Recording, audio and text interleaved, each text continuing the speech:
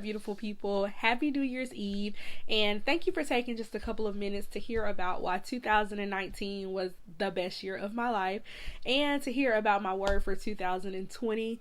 If you don't know, every year I kind of attach myself to a word that I let be kind of the thing that I stand upon for the year, and the thing that I kind of let guide me throughout the year. It's something I started doing a couple of years ago, and it's really been kind of good for me. But this year blew all other years out of the water. My word for the year was generous.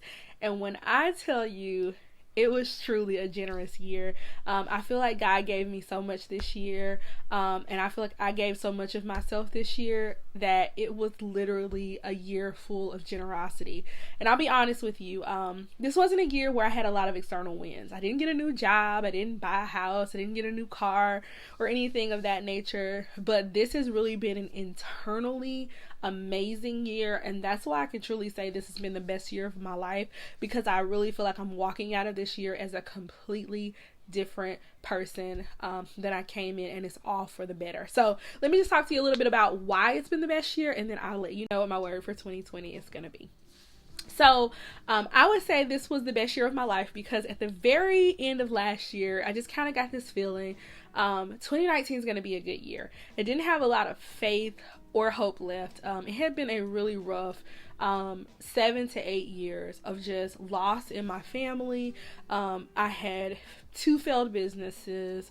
There was just a lot that had gone on. There was anxiety, there was depression, there was just a lot of really difficult things that I had to navigate through.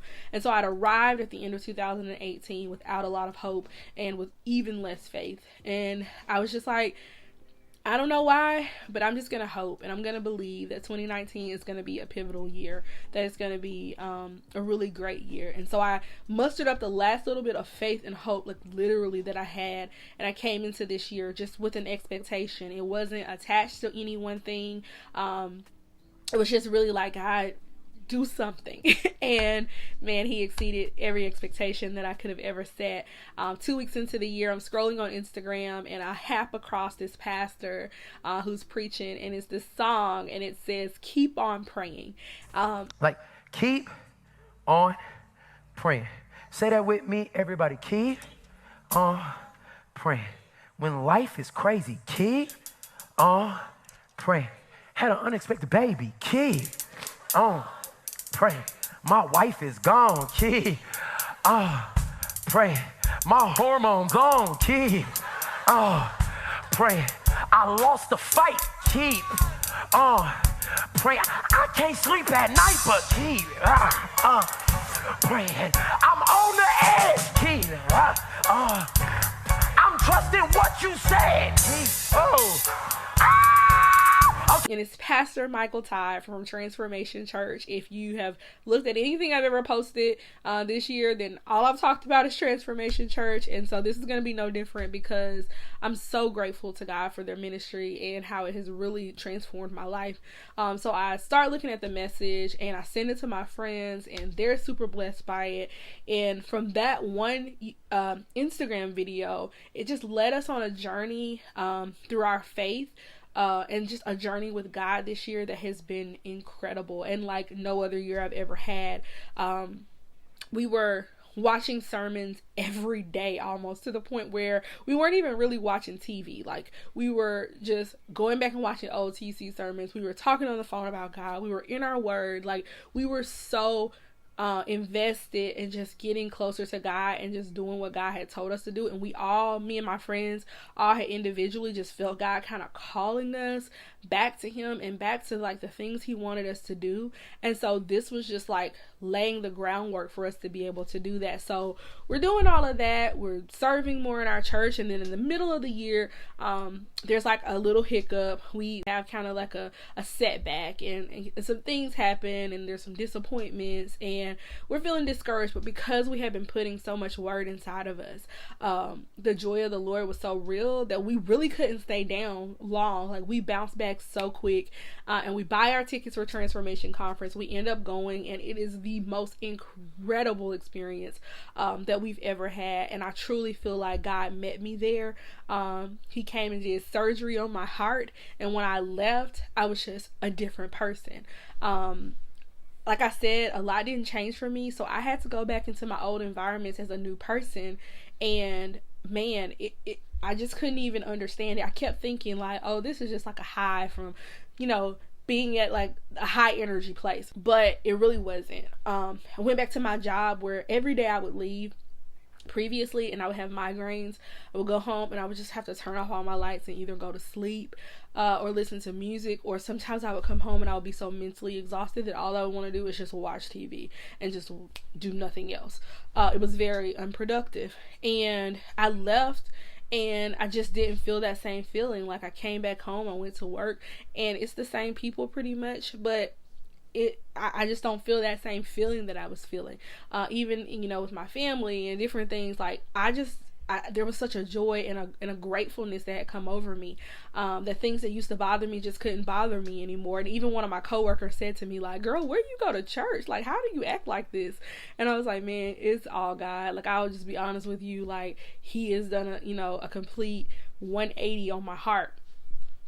So, telling you all of this to say that, like, the thing about this year that was so transformational was that I came into it with a little bit of expectation. It was all I had left.